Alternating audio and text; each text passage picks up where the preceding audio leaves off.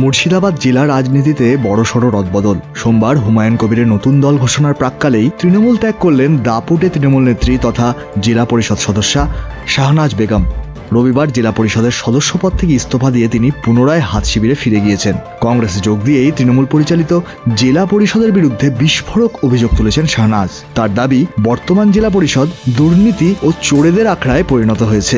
সরাসরি সভাধিপতিকে নিশানা করে টেন্ডার দুর্নীতির একাধিক তথ্য সংবাদ মাধ্যমের সামনে তুলে ধরেন তিনি।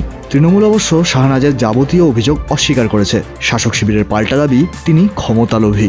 একদিকে হুমায়ুনের নতুন দল গঠন, অপরদিকে শাহনাজের দল বদল। সব মিলিয়ে ভোটের আগে মুর্শিদাবাদে রীতিমতো টালমাটাল পরিস্থিতি ঘাসফুল শিবিরের অন্দরে। কোনো সভাধিপতির ফাইন্যান্সিয়াল পাওয়ার নাই, মানে স্লিপ ইস্যু করতে পারে না। সেখানে দেখুন, এই যে রুবিয়া সুলতানা তেলের স্লিপ, মায়া ফিলিং স্টেশন, দেখুন উপরে লেখা আছে।